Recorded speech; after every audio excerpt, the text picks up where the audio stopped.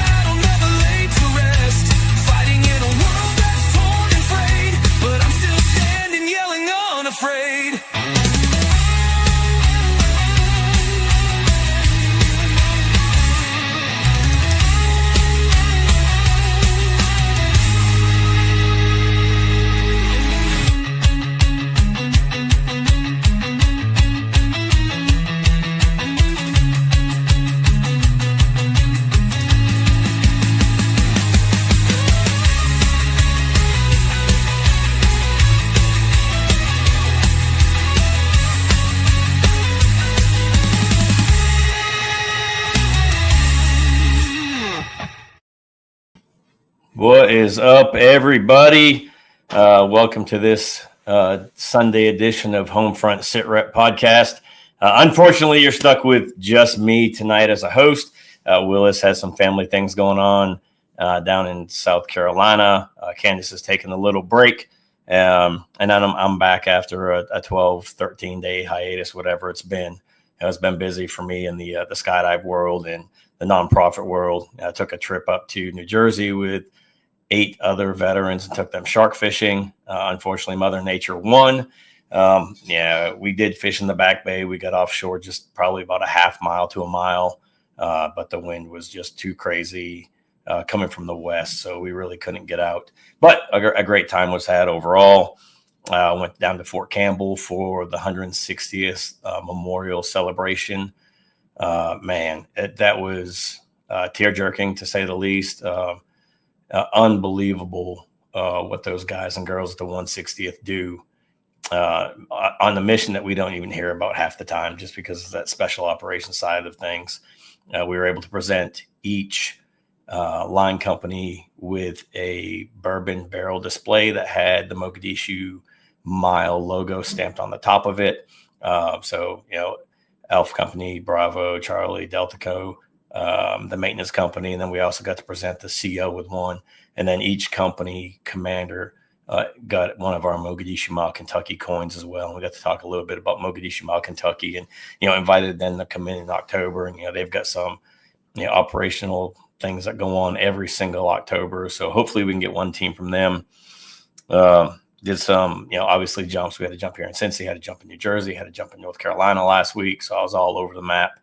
And then this past weekend, fished in Georgetown with some injured veterans and injured first responders. I think we ended up with 90-something crappie over a 2-day period.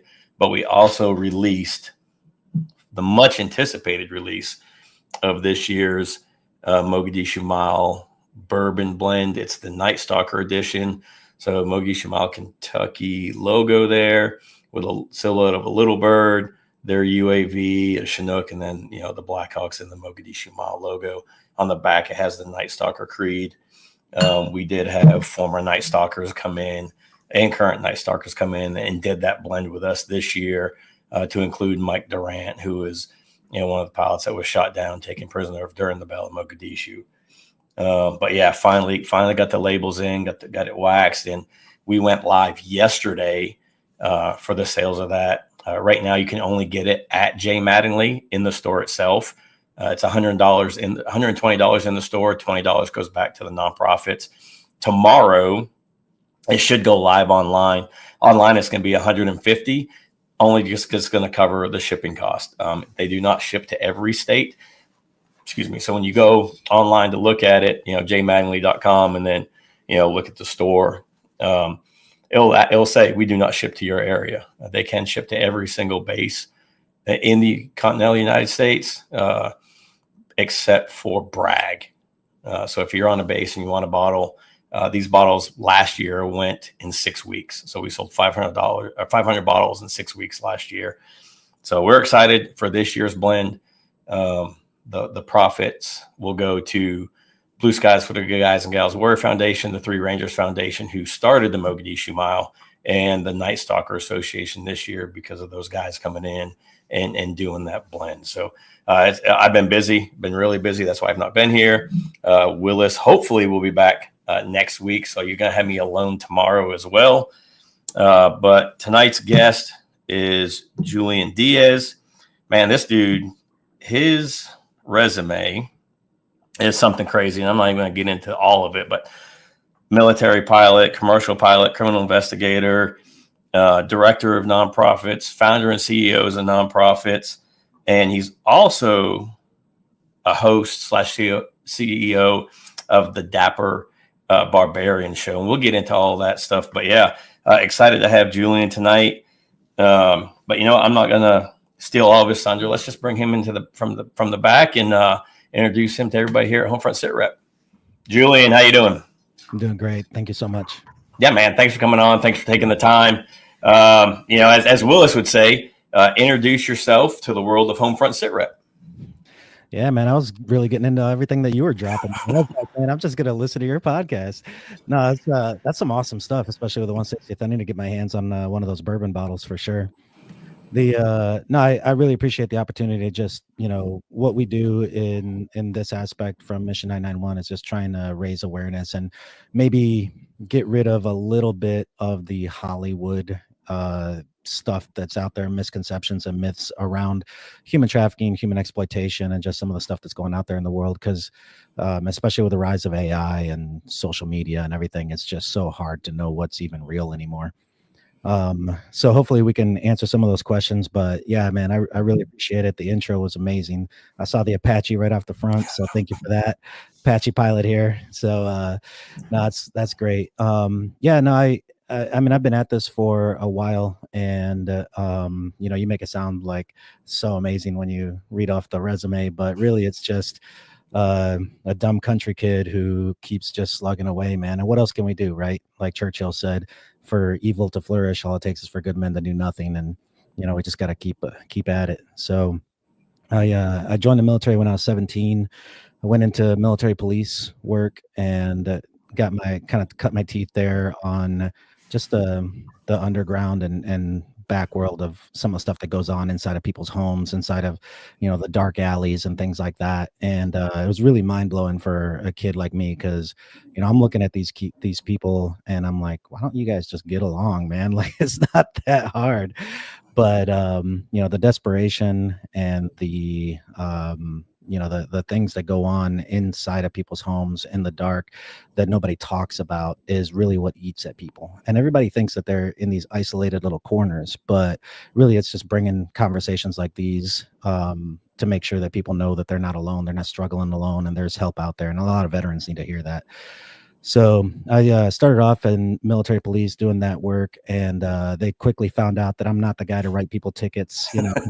I'm just not that guy. Like, I mean, don't get me wrong. You're going 35, 40 miles an hour over the speed limit through a school zone, like you're getting a ticket. But I couldn't care less about that sort of thing. So I quickly got moved over to doing counter narcotics and got involved in counter narcotics, counterterrorism, running some different operations and investigations there. And I just found that world really interested in me, intelligence work. And then due to some medical issues with my wife at the time, ended up looking for other options. And so when I was looking at my CID warrant officer packet versus my aviation warrant officer packet, I took that to them and I was like, look, guys, I love what we're doing here, but I really got to take care of my family. And they gave me the whole, you're doing great things for your country speech. So I said, Yeah. okay.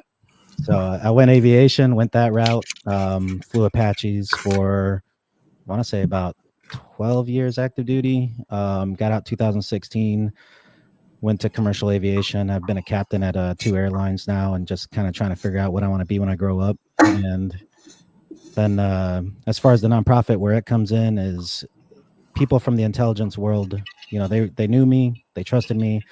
And I really tried my best to be normal. I got out of the military. Yeah. I told the wife, I'm really going to give it a go. Tried to be just a regular civilian, and it just didn't work out so well. And it kept eating up at me. I mean, to be honest, like all jokes aside, it's once you know it, see it, smell it, it's hard to pretend like it's not there, Yeah.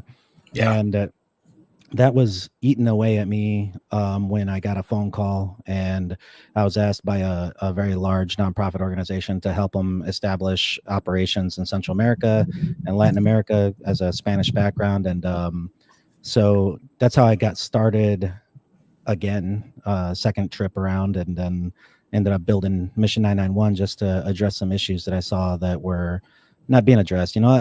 I absolutely love and have the utmost respect for all the law enforcement out there and all the first responders, military, and nonprofit organizations. But so much of it is reactionary rather than responsive. Right. Just playing whack-a-mole. We rescue 20, 30 girls and it's great. It's amazing. But they just go out and get another 20 or 30 girls and the cycle rinse and repeat. And so Mission 991 is my attempt to try to address that with a more proactive approach. Yeah, nice. Yeah, so you talked about being a country kid and just keep rolling with the punches, right? So I come from a small town in Maine. My graduating class, I think, was somewhere between 75 and 83 from 9 different towns. So I can definitely relate there. And then I was infantry for 9 years. 3 of it I spent on recruiting duty. And then after injury, it's like, hey, you got to do something else. And I also went to aviation. Our warrant officers don't fly in the Marine Corps. It's all commissioned officers. But I went over and worked on the V-22 for 5 years. But I say that to say this: I have 3 hours on the aircraft. The SAR major, the sergeants majors that I had kept pulling me upstairs to assist and be the squadron gunny. We were the largest squadron probably in the Marine Corps because we were transitioning all the 46 guys to V-22s. And at any time we had, our squadron plus 1 or 2 on board for their transition, going to the V-22. So, but yeah, and I got out and tried to be normal. There's nothing out here for infantry guys. It's security or police. There's nothing out here for V-22 guys.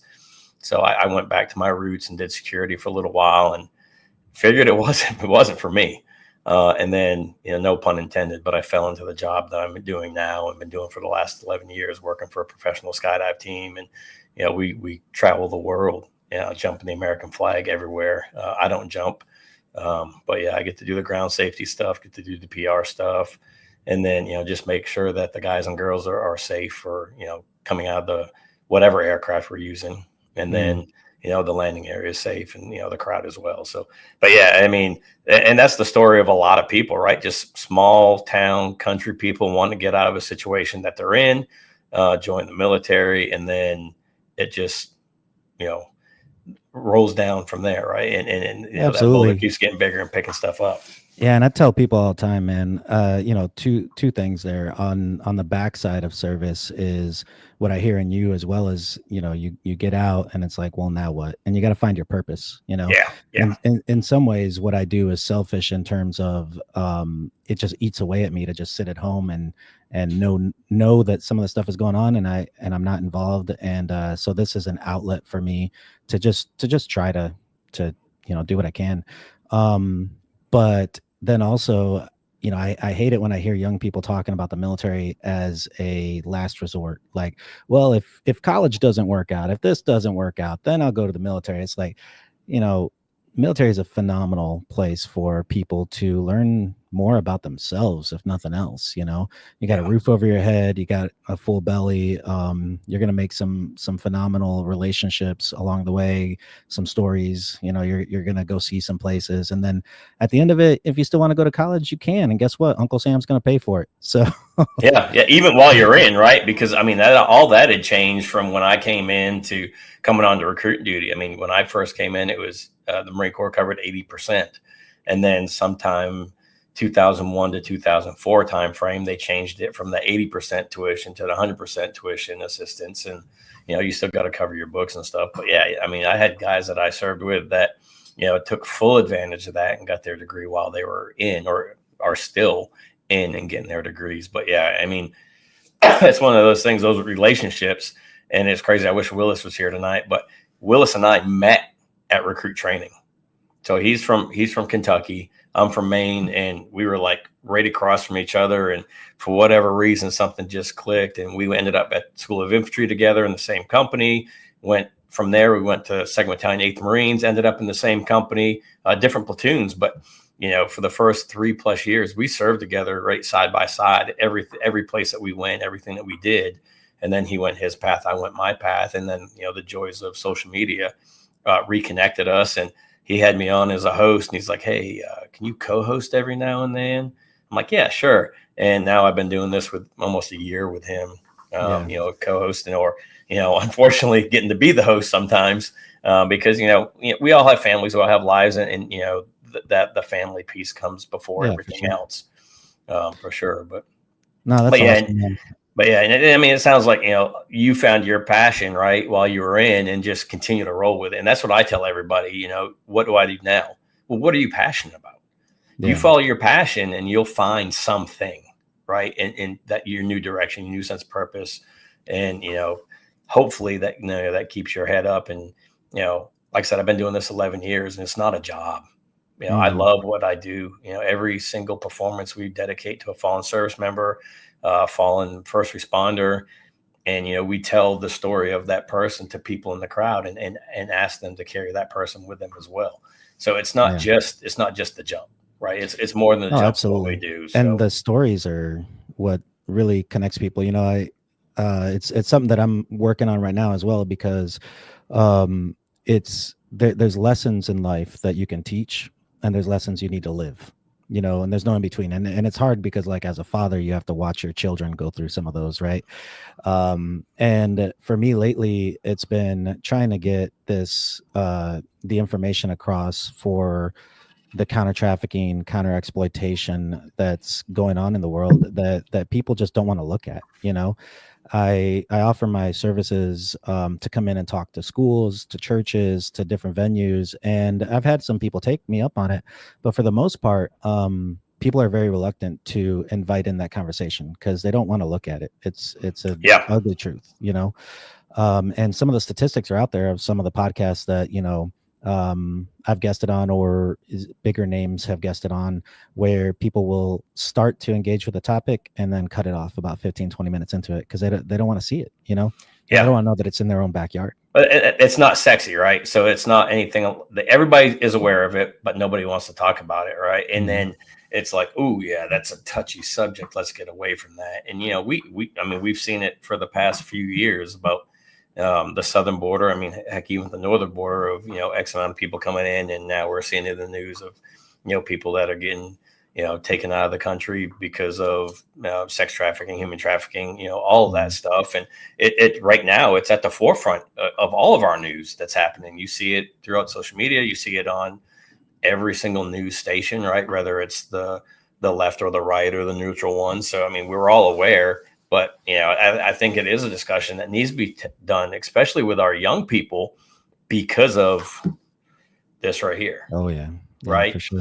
There are so many young people being taken advantage of. And, there was one thing that popped up not too long ago where, this female will send you, an invite and, ask for certain photos. And it's like, hey, I have these photos of you now. You need to send this much money via this card and this and that, or we're going to release it to your friends and families.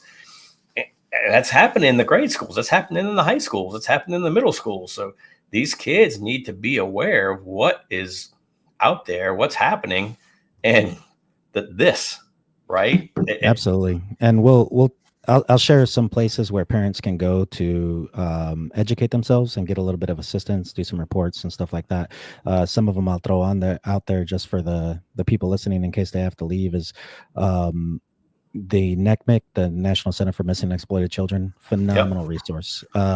They have a lot of kid, like age appropriate all the way through adult, teenage, elementary age training on what to look for, grooming tactics. They got some cartoons that are in different languages even that you can show your kids like, hey, this is okay, this is not okay. And it kind of breaks the ice a little bit. Like I said, it's a difficult conversation to have. And so some of their resources are phenomenal. It's another great place to report. And a lot of people don't realize like what you brought up there is a lot of people are calling it sextortion. Comes down to blackmail, different terms that are still getting kind of tossed around for it. And it's becoming more and more sophisticated with AI and deep fakes and it's a crazy world we live in. But the National Center for Missing and Exploited Children, NCMEC, they also have a department that is able to provide a little bit of assistance in retrieving some of those online images. I mean, it is what it is. It's not a perfect system. The internet's a very big place, but it's somewhere to get help. And so that's one place to go. Another one that I like to throw out for parents to educate themselves on is in sexual exploitation. They have this Dirty Dozen list that they put out every year. And it's 12 organizations that they're going after. So like we were talking about, like Country Boy, dude, I'm a grunt too. I might do it in the air, but Apache driver. Like we're you tell me like go there, do that. Okay.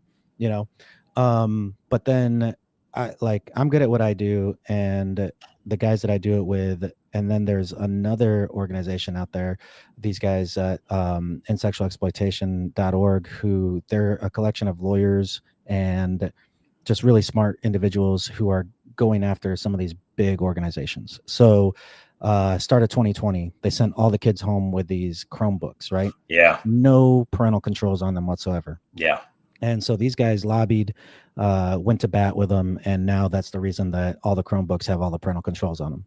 They go up against, Apple, they go up against Facebook, they go up against all these organizations for different reasons, but that Dirty Dozen list is a great place to get information. And right now the hot topic is Section 230 is a bill that was written into law kind of at the start of the social media and all that in the early 90s.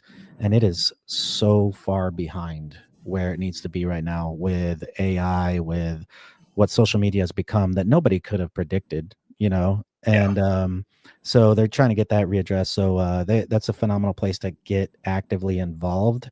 They have resources to reach out with, your lawmakers for your state and everything like that. And there's another website that I highly recommend, protectyoungeyes.org, I believe it is. It's just a great place where it's an organization that another nonprofit that will take a new app or a new website and just give you kind of the bare bones evaluation or statistics on it and some stuff like that. Because my kids will come home and they're like, yeah, I'm on kick 3 or whatever. And I'm like, what the heck is kick 3? Like, there's Yeah. like a new one every other day. And so it's a great place to go get resources and just learn more, but there's a lot of stuff coming out. The Bark app is another phenomenal one that is just some defenses that you can put up in your home. And one of the things that I really want to stress to parents is that you can't continue to outsource your kids' protection and education. We as a culture have continued to outsource to the schools, to the government, and to churches, even, and other places like that, the protection and education mentorship of our children. And we just expect them to one day wake up as 18-year-old, good people. And Yeah. the data's in, man, it doesn't work. So we need to get more actively involved, and it's going to take a little bit of sacrifice. It does take some time out of your day to go through their devices, to sit down and have conversations with them, but it's something that sorely needs to happen more across our country. Yeah, I think a lot of that went away when, the dual parent household had to work, right? So they have less face time with their kids. I mean, even at the dinner table, I tell them, none of this. While we're having dinner, none of this. I mean, let's just have 15 minutes of zero phone. And what happens as soon as I say it, my phone goes off, and it's like, that one can wait, or, hey, I got to take this, right? And it's like, so and they're like, Dad, no phone. So I was like, I have to take this one, right? I mean, there's certain people that call me that I don't make them wait, and like my mom, who's all the way up in Maine. I'm in Northern Kentucky.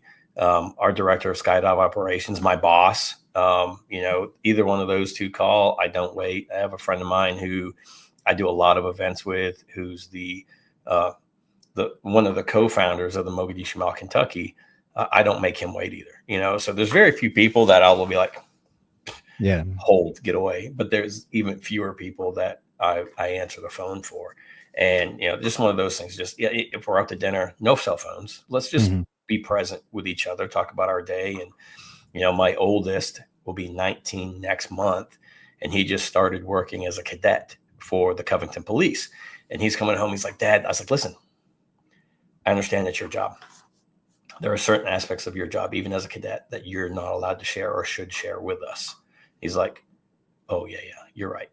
I'm like, yeah, I had a great clearance, but that's gone, right? That is expired. I'm no longer in a realm where I don't have a non-disclosure. I don't have any of that stuff that I signed through your department. No, you can't tell me this. But some of the stuff he does, and some of it's pretty funny.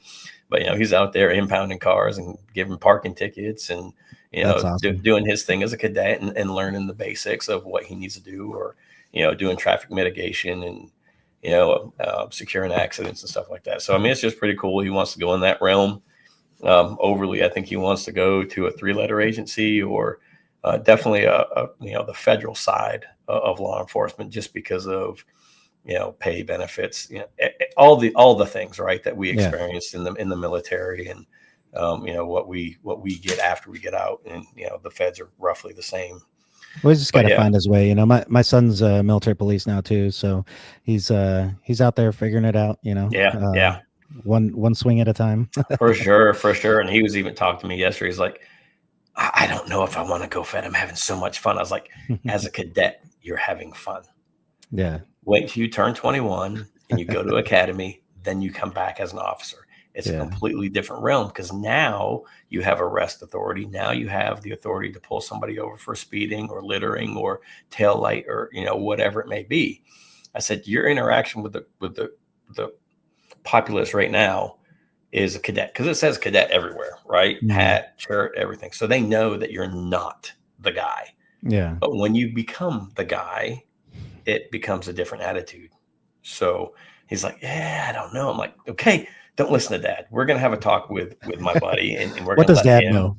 We're going to let him have a discussion with you, because he was Army infantry. He became a police officer out in like the St. Louis or Kansas City area, out west somewhere.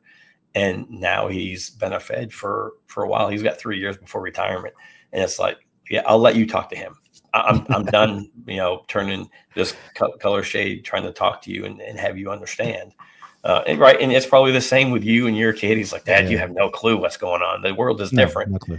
Yeah, I mean, it is, but it's not. We all had the same trials and tribulations, no matter what era we came up in, right? So, Yeah, and these kids, they, you know, it sounds like your kid's off to a great start, and I'm super proud of mine. Unfortunately, that's not the case across the board. You know, there's a yeah, lot of struggling young people just trying to find their identity, and that kind of goes into like the exploitation thing. You know, a big misconception in the exploitation and human trafficking realm is that the people that they're going after look and sound a certain type of way, you know, and it's everybody, it's across the board. yeah, And we splinter out all these categories ourselves, not realizing that the bad guys, they have none of that, man. They don't care about the state line, they don't care about the international line. They yeah, just, they're going to make a buck whichever way they can. You know, you brought up sextortion as a new tactic of theirs that they're grooming, and talking about devices. You know, parents need to understand that that's a two-way door. You know, there are phenomenal benefits to allowing your kids access to the internet, the education, and the resources and tools out there, but it's a two-way street. You're also allowing a lot more stuff in. You know, I told my daughter one time when we were kind of arguing about this over when she was like 13, 14 years ago, and like, you wouldn't be happy or feel safe if I just dropped you off in Central Station at 2 a.m. surrounded by 400 strangers, right? yeah, Does every stranger in there want to do you harm? No, obviously not. But there's a number that do. And, you know, that's exactly what's happening when you go into your bedroom and you shut the door and you just open this device. And worse than that, you know, if we're talking Central Station, Central Park, or whatever, there's still a, you know, statistically speaking, how many times are you going to run across that same person just randomly, right? Online, it's not random. They see you're your right. IP address come on, they see your username, ding, they know exactly who's on, and exactly, you know, they can pick up the conversation where they left off. And people are there are the random opportunists out there, but there are also highly sophisticated cells working together to groom and come after your child. And AI is affecting this in terms of the, you know, they're throwing out a wide net, and it may not work every day, but it only takes once, you know. So they throw out a little, you know, hey, do you want to talk, hey, do you want to chat, hey, do you want to do this? And I try to explain to people, you know, it's like game day, right? You don't just show up for game day, you practice and you prepare for that day. So we're not talking about, is your child or is your spouse, is your loved one vulnerable on their best, strongest day? We're talking about, are they vulnerable on their worst day? Yeah, You know, your kid goes to school and just has a crap day. You know, they get picked on at the lunch cafeteria line, they get dumped, they just have a absolute crap day. They come home, they mouth off to you, you shut them down and send them to their room, and they've just been utterly defeated. And then they log in, and there's somebody there who wants to sit down and just open up to them and listen to everything they got to say. yeah, You know. yeah. And build them up, gain that confidence. Mm-hmm. Yeah, And one of the questions I get asked probably most often in this is, you know, how do we fix this? How do we stop the exploitation, the human trafficking, the smuggling, all this stuff? I mean, the answer is simple, but not easy, right? Like, I look at the world through a Christian worldview, and my answer is incredibly, incredibly simple. If we bring Jesus back into everything, it fixes it. Because he said, you know, you love God with all your heart, mind, and soul. Secondly, you love your neighbor as yourself. So if we see that divinity and respect that other person across from us, this whole problem goes away. But, you know, it's not easy. It's far from easy, but it's very, very simple. But, you know, aside from that, which, you know, we trust to happen one day, it's, how do we get involved and disrupt that? In aviation, we talk about the Swiss cheese model. You probably heard about that in like accident investigations, right? yep, And for those that don't know, it's whenever there's an accident that occurs, you know, it puts the public in danger, and a whole accident occurs from the accident occurring, they go back and they start looking at all the series of events, even the little ones that led up to this. And so when you look at a piece of Swiss cheese, it's got all the holes, right? And so for this accident to have occurred, everything had to line up perfectly. And so how do we go back and disrupt the process so that it never happens again? And when we look at the ways that people are exploited and taken advantage of, that's the realm that I try to work in as a nonprofit is how do I disrupt the grooming and the exploitation stage before it leads to years of pain and misery and victimization? Because like I said, I think we were talking a little bit offline before we started recording, is I have the utmost respect for first responders and military and law enforcement, but a lot of the work, having done it myself, is extremely reactionary. You show up and you help people through, and it's incredibly important. I mean, it's so important. But we go out and we rescue 20 kids, 20 girls, and they turn around and get 20 more. And it's just playing whack-a-mole. It's not addressing the actual issues, you know? Yeah. So it's how do we get out there and disrupt these processes? And the way I look at it and try to break it down for people is there's 27 million people being affected by exploitation and trafficking by the best estimates right now, right? And the number's only climbing. And the whole, I would not to name any names, but just in your mind picture the biggest retail monster that you can think of, and how would you personally put them out of business? And I don't mean compete with them, don't replace them, just literally how do you get them to shut their doors? Yeah. It's an incredibly impossible task almost, right? So I look at it as a problem with if you picture a three-legged stool, incredibly sturdy object, and you can put a lot of weight on it, take a lot, but if you remove one leg, the whole thing topples over. So when I look at the problem of human trafficking and exploitation, these individuals, they look at you and they assess what sales funnel essentially they're going to put you into. Can I sell you something? Can I get you hooked on something? Or can I sell you as a commodity? How am I going to make money off of you? Right? And it might be narcotics, that might be sex, that might be labor. There's many ways that this all comes into play, and they don't really care. They don't, like I said, they don't put things into these little boxes like we do. They just look at you and they say, how am I going to make money off this idiot? Or not this guy, moving on, right? And that's what you want to be. You want you and your family to be not this guy, moving on. And I think I forget his name, but one of the most prolific child pedophiles and murderers was arrested either Illinois or Ohio. And when he was asked, how do you select your victims? He said, I look for a strong male, or the absence of a strong male. And so, we really need to empower fathers and mothers across the country and across the globe to, protect their homes. I look at everything as micro to macro, right? If we start shoring up the individual families, we shore up the community shores up the state, the country, on and on it goes. But going back to, like I was talking about, that three-legged stool, if you break down the human trafficking and exploitation business, kind of remove the emotional side of it just for a second, then it really falls into three categories. You have the storefront, essentially, and then you have the customer, and you have the product. And so the organizations out there like NCMEC and some of these other bigger ones that I was talking about earlier, they're going to legislation, they're going to Capitol Hill, and they're fighting to change laws. There are countries in Central and South America that the age of consent is 14, which ties our hands. We go down there and we put months into an investigation, tons of money, and we make an arrest and a rescue. And to kind of flesh out that term for the listeners, there's a lot of organizations out there that are claiming rescues. What does that mean? It doesn't mean that it's just, sunshine and open roads the next day for these people.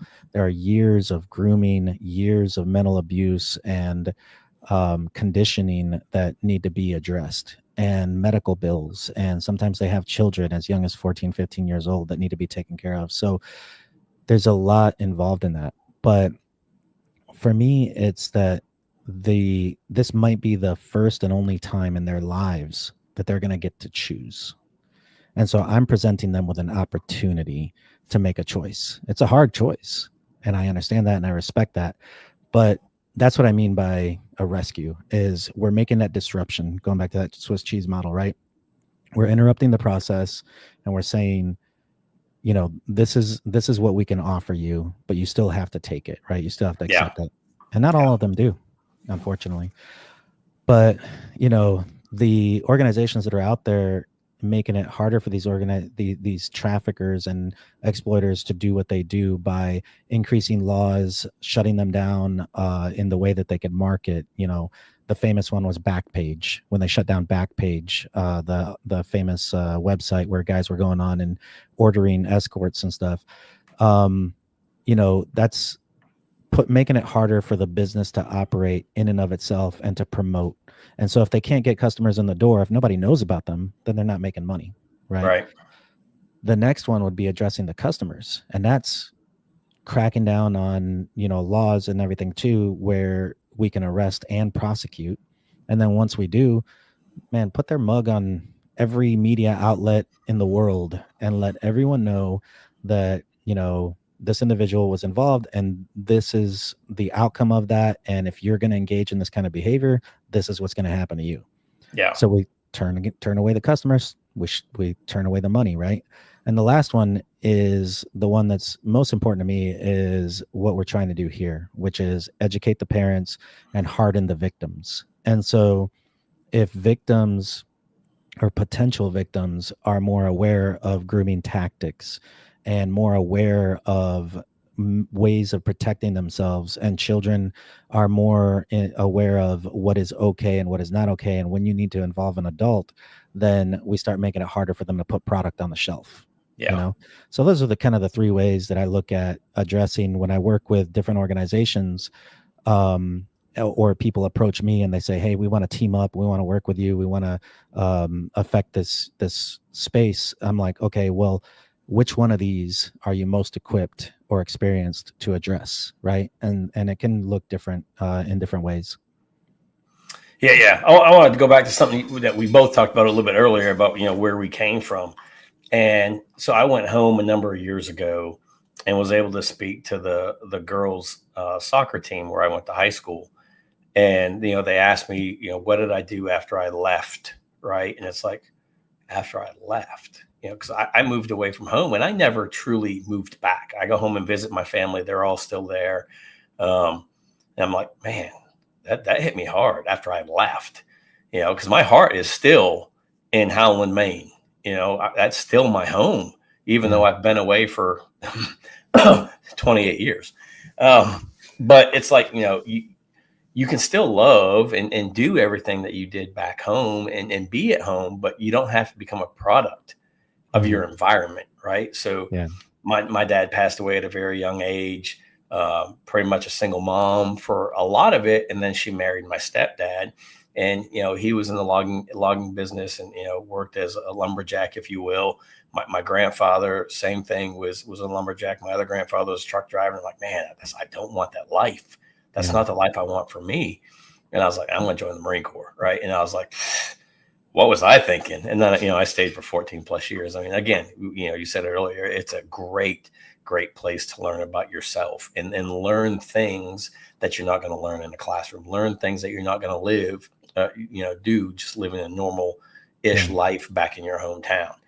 But again, you don't have to become that product of your environment. I mean, you look at some of these inner city kids that are doing great things for themselves and, giving back to that community. So guys and girls that are growing up there now have other opportunities that they wouldn't have.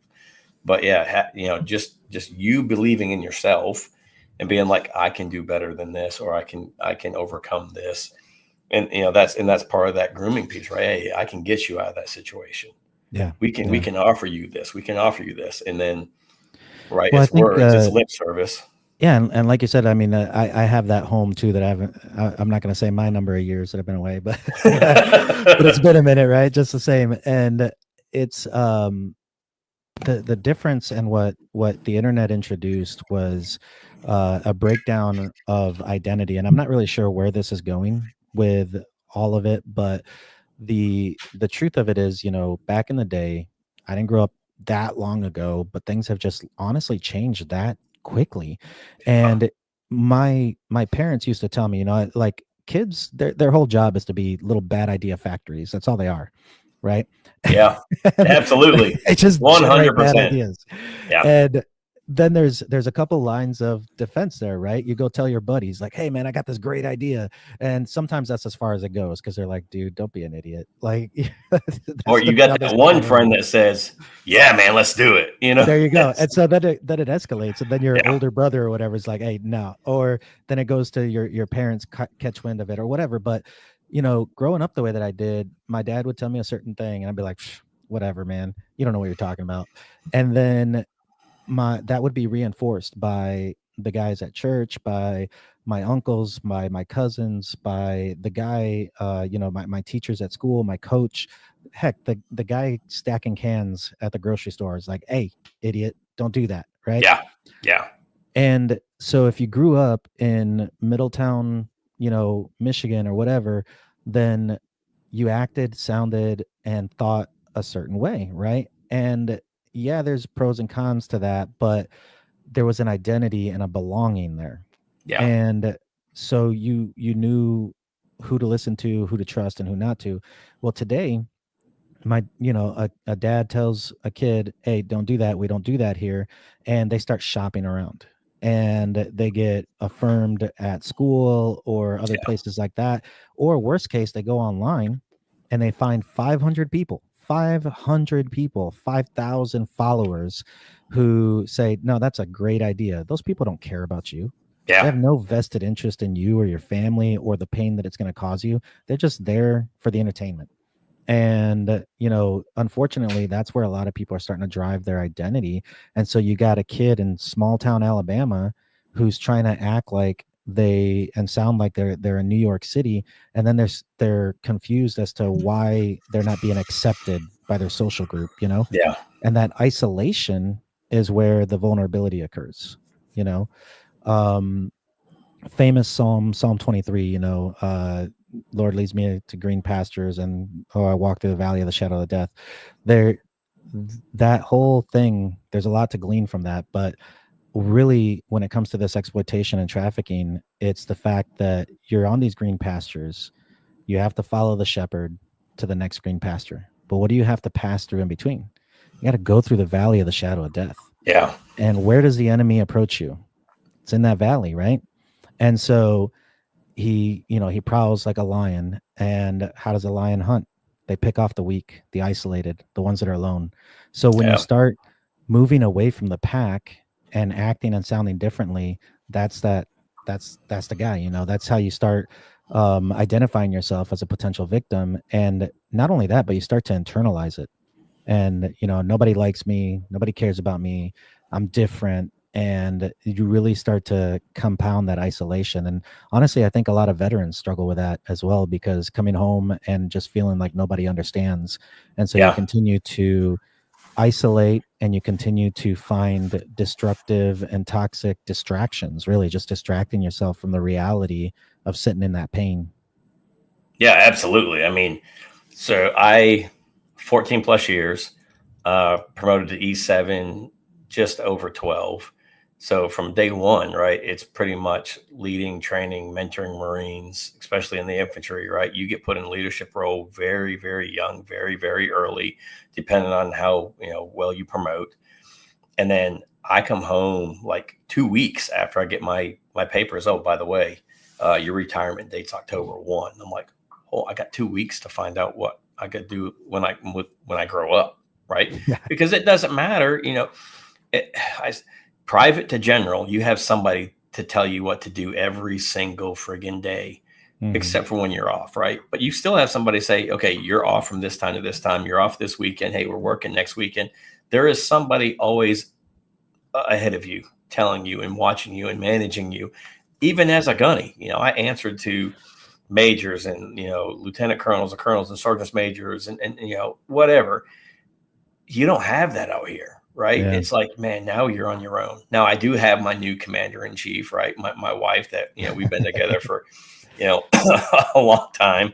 And she's been with me through all my injuries and trials and tribulations, from the moment we met to now. And then, my kids, it's like, man, but I still answer to my boss for the skydive team and our director of skydive operations. But if I need a day, I can be like, bro, I need a day. Yeah. I can't take a day off from being a husband. I can't take a day off from being a father. I can't take a day off from being the man of the house as much as I want to. But there will be times that she'll be like, you need to figure something out. Mm-hmm. So I go fishing, and Yeah. I get my mind right, because I spent the past 2 weekends fishing, but I needed that break. And I came back a happier person, a better person, a more down to earth person. And I this past weekend I fished with a blind double amputee, and his attitude, and I'm like, what do I have to be pissed off about? This dude's out here living his best life. Yeah. And joking with me about, I don't know why you're not catching as many fish as the blind guy, Sam. I'm like, dang, just way to kick a guy when he's down. Come on, dude. That's hilarious. But it's you have to live with what you have now, right? Yeah.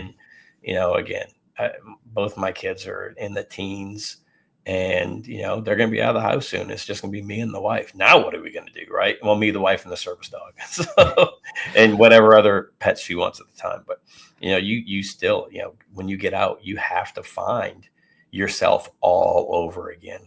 Yeah. And like I said earlier, sometimes you just have to find your passion and follow your passion, and find your new sense of purpose, new sense of direction, and find out who you really are post-military career.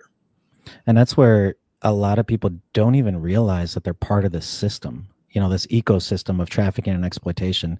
Like, if you're sitting there scrolling through pornographic images and OnlyFans and things like that, it's not a victimless crime. People want to talk about, well, I'm not paying them anything. It's a free site. Okay. So is Google searches. They're totally free, but look up how much Google made last year. Right?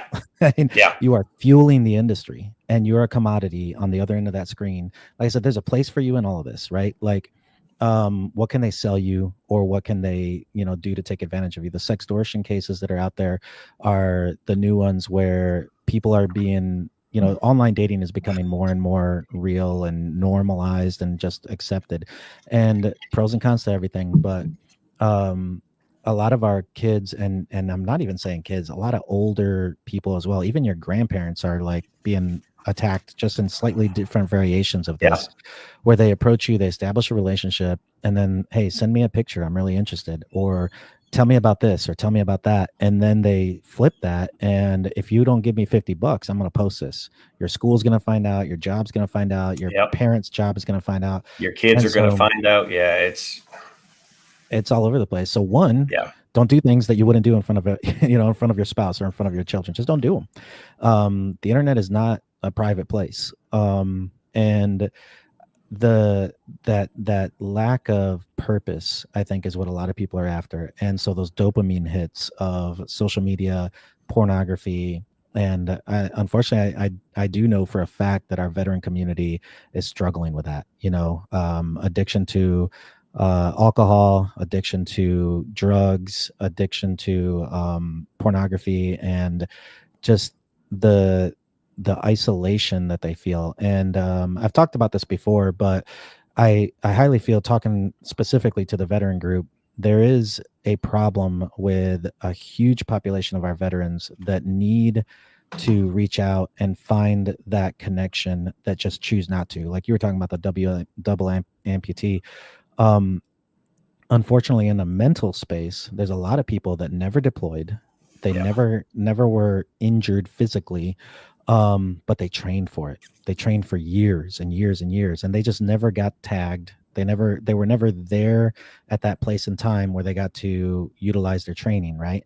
And so they feel like they didn't give enough, or they feel like they don't belong in the VFW. They don't feel like they belong at the memorial service or the Veterans Day service. They don't feel like they should stand because they didn't give as much as that guy, and there's a lot of veterans that are struggling in a mental space right now, in an emotional space of not feeling like enough. But they don't understand that those guys that did go, those guys that did get tested, it's never enough. I mean, if you lose a leg, you didn't break your back. If you broke your back, you didn't, end up with 90% scars from a burn. If you ended up with 90% scars, at least you lived and your buddy didn't. It's a never ending game, and we do it to ourselves. I mean, I am just as guilty. But I really think that we need to break through that as a veteran population and invite those guys back to tables for sure. Absolutely. I say it a lot. You can't pick and choose when the battles happen, right? So I enlisted and there was nothing going on. And then there was a couple of small skirmishes that happened and I never went to. And then there was some humanitarian stuff that we deployed to, but it wasn't the same as the skirmisher stuff, right? So you're comparing yourselves, but even back in the late 90s, some of these guys were coming home with a combat action ribbon from Kosovo. And you're like, man, that right there. And then you come back from one of those areas and you have that and you're like, I didn't want to go through all that for this. This is ridiculous. And it lives with you and it stays with you. But, you signed your name, whether it was a dotted line, whether it was a solid line, whether it was push hard 6 copies of carbon paper and all this other crap. But you signed your name on a contract stating that you would give your life at some point, sometime, if conflict broke out. Mm-hmm.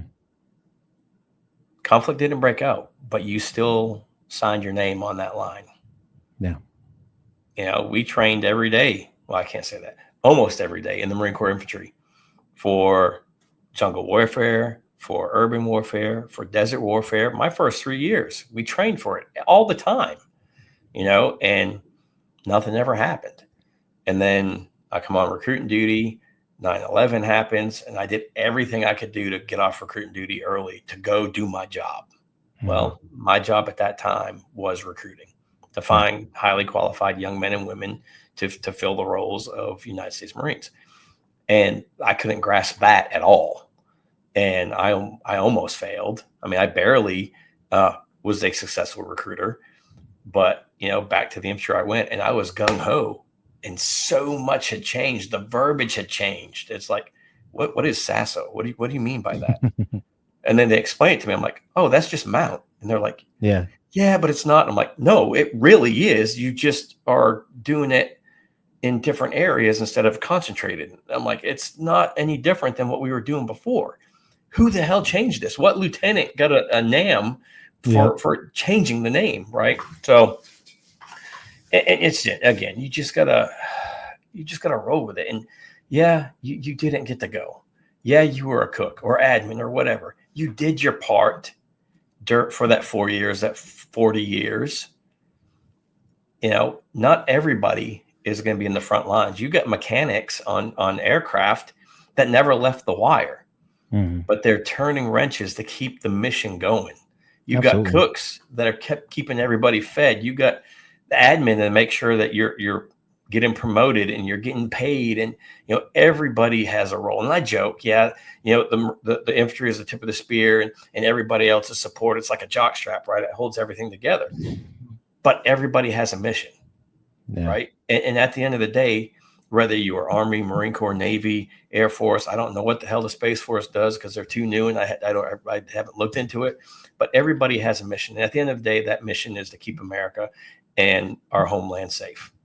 Absolutely. Right. And if we get sent to whatever god awful country we may go to, or whatever beautiful country we may go to, that's the job at that time, and do the job to your best ability. You get out, you come home, and you do the job to the best of your ability.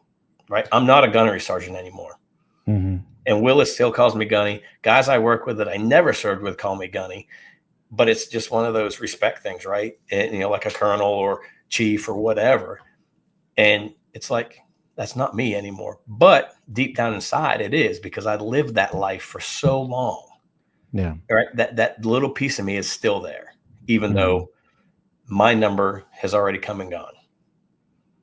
So for those of you that did the 4 years and your number has come and gone and you didn't get to go, or even when you served and something did happen and you didn't go, you still did your part. Absolutely. And, we as a community need to do a better job of reaching out to those guys and bringing them back in because Yeah. they need to hear it. They need to get the invite, and I think VFWs are a great place to do that. Just get them back inside the doors and back around their people. And another ask, if anything, to the veteran community specifically is, stop bitching about it and do something about it. And I'm talking about the younger generation of America. There's so many people that I talk to who have all kinds of opinions about what should be done in schools, and it's directly, affects the vulnerable population of trafficking and exploitation. And if our strong, trained, experienced, ethics and morally strong veteran community out there just gets more involved and starts hosting those basketball get-togethers, hosting those barbecues, getting the kids together, and hell, teach them some land nav, get them out there in the woods. I think that we can start having a lot more conversations around campfires and around tables just across America. And what you'll find is that a lot of these problems that I'm trying to address will start to go away. I love this guy. He sat down, really had a heart for the mission of Mission 99-1, which is we leave the 99 to go after the one, right? Every single time. Yeah, I was just going to ask you, is there a specific meaning behind the Mission 911? So it's Mission 99-1, not 991, right? Yeah, or however I say it, but Yeah, it's like Matthew 18, you leave the 99 to go after the one. And when I got that phone call and I started talking to my wife about going back into all this stuff, I was like really struggling with, it's just such an overwhelming problem. And I just had a frustrated team meeting a little while ago with our team down in Central America, and got guys that and I feel it too. I struggle with it, like, just kind of throwing up your hands, like what's the point, because you truly feel like you're trying to empty the ocean with a water bucket, and it just is so, sometimes it just feels ridiculous and it's super frustrating. But if you scoop out a fish, it's a life-altering event to that fish. You're not putting a dent into the ocean, but it's going after that one, and it doesn't matter how much time it takes, how many resources. I was on a operation on an island in Latin America, and I'm sitting there going out doing the nightclub thing and gathering information for the local police to investigate and assisting them. And we're not just going out there and doing what we want. We have memorandums of agreement with these agencies, and we work in partnership with them. And so I'm kind of on my downtime. I'm on a gated, resort, and I'm kind of working on some reports, but I'm on the beach, kind of sitting there. And this little girl comes around. She's trying to sell those little trinkets, like wristbands and whatever she can, right? She couldn't have been older than 5 or 6. And so, I'm like, nah, I'm good. And then they bring me my food that I'd ordered, and she kept looking at it. So I was like, all right, you know what? I'll take one. And so she sells me this little bracelet, and I still have it. And she sits down, and she's looking at the plate. I'm like, go ahead. I'm not gonna eat it. So she starts eating at my fries, and then she just kind of chills there, right? And then she gets up, she runs around, she keeps coming back, and she keeps coming back. And we kind of do this throughout the day. And I realize that's my purpose in that moment. I'm providing this girl just the space to breathe, and she gets up and kind of calls it a day. And I knew she hadn't made very much money and stuff. So, cause she was chilling with me, which, I mean, this girl should have been at home. She should have been playing with her brothers and sisters, And so I kind of followed her, and she takes this alley, and I'm just kind of watching. And she approaches this guy, shows her that she doesn't have any money, and this guy kicks her across the alley, just brutally. It took everything in me not to go into that alley, but we were working with other agencies, so they took care of it, but I say that to say that, you don't know what you've been called to. You just have to be willing to step into it. So it might be that you're called into your community, or that day with that kid, to just be someone that they can talk to, and you have to build that rapport with them. Or, you're called to take direct action, but I have another guy that, like I said, he comes and he sits down with me and he really, really wants to get involved in everything that I'm doing. And I'm like, well, what are you doing now? How are things going? And he starts talking to me that he just like he's thinking going and kicking in doors and all that. And I'm like, he's telling me about this art project that he's got going on in the community where he's got all these underprivileged children that show up once a week, and he gives them art lessons, keeps them in a community center for an hour and a half or 2 hours at a time, and he's got relationships with their parents and with these kids. And I'm like, dude, you're already doing it, man. Yeah. You're already Yeah. doing it. And so, yeah, I think it's just a call to specifically, hopefully through this podcast, I can reach the veteran community, because I think we have an army of people out there that want to address the issue. They want to get involved. They just don't know how, because kind of going back to what we were saying about the oh, I didn't deploy, I didn't do this, I didn't do that. Well, we're not all called to kick indoors. Yeah. We're not all called to go out there and do these operations and nightclubs and stuff like that. But if you just get involved in your community, shore up your home first, right? Look around yourself, got to discipline yourself, get off the social media and the pornographic sites, and have these conversations with your children, and then look around you and see what church and community events you can get more involved in as well. Yeah, man. Well, this hour went by quick. So we're limited to an hour and 15 on Reach Across America Radio. So we're going to jump off here. Is there anything that you want to hit on real quick? The Mission 911 page, how can people get involved? Can they donate? How can they learn more about you? Anything there? Yeah, absolutely. I mean, we have a Facebook page. Website is mission991.org. And people can go there and donate if they choose to. Please do. But it's just these things. They do take resources. And I just came back from a Central America Caribbean trip that it's not free. And I put everything that I can into this, but we also just have to be realistic. And the other thing that I'm very good at what I do, and I can say that with a straight face, but I know what I am not. I am not a phenomenal business manager. I am not a fundraiser. I'm not a social media guy. Like doing social media is the last thing I think about at the end of the day. So we're also looking for people that want to bring skill set, time, and resources to the fight and get more involved, because a lot of times it's just me kind of slugging away at it. And that was fine for a long time. I did a lot of undercover work with a lot of these agencies for intelligence gathering. And because of that, I was reluctant to step into the public and do this. Yeah. So this is more of a recent change for me because I realized, well, if they don't know about it, they can't support it. Right. So, and if not me, then there's other phenomenal agencies that I support: Cabot International, Alliance Rescue, just to name a few.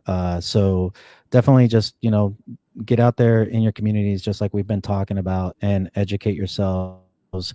Just harden up your homes, and, they're going to come after you, but make them work for it, make them work for it. And if anybody is struggling with any of the things that we talked about, veterans, mental health, and any exploitation, sextortion, and you just want to learn more, then by all means go to the website mission991.org, and they can hit me up there and just continue to fight the fight. Awesome. Julian, thank you for taking the time coming on. I'm going to kick you back to the green room. Just hang out real quick, and we'll have another discussion offline after I wrap this up. Absolutely. Thank you so much for the opportunity. Yeah, appreciate you. Man, we could probably go on for another hour with Julian and Mission 991. Man, doing great things over there, and trying to keep everybody safe, not just the kids, but the adults as well. Again, go visit mission911.org to learn more about them and Julian and what they're doing, and how you can get involved. Like I say, he's needing some social media folks, and hopefully somebody on here has some connections we can send his way and help those folks out. We are short on time, but you're not alone. You still have worth. You still have value. Surround yourself with people that are going to bring you up and not tear you down. And then, Willis always says, be somebody's stranger, and Julian hit on it. Just be an ear for somebody. Just talk, have that conversation, especially within the veteran community. A lot of guys and girls feel as though they don't belong. And, you need to let them know, hey, you're still a brother, you're still a sister. We still have a place for you within our community, and we need you in our community to make it better. All right. So tomorrow night we have JJ Hardy, another podcast host, Army veteran. We'll be back here again tomorrow night, 7 p.m. Eastern. I do want to say thank you to Heroes Media Group, Reach Across America Radio, Veterans Voice Radio, and Military United Podcast Streams for being great partners of HomeFront Sitrep podcast. And like we always say on HomeFront Sitrep, be safe out there. And we got your 6.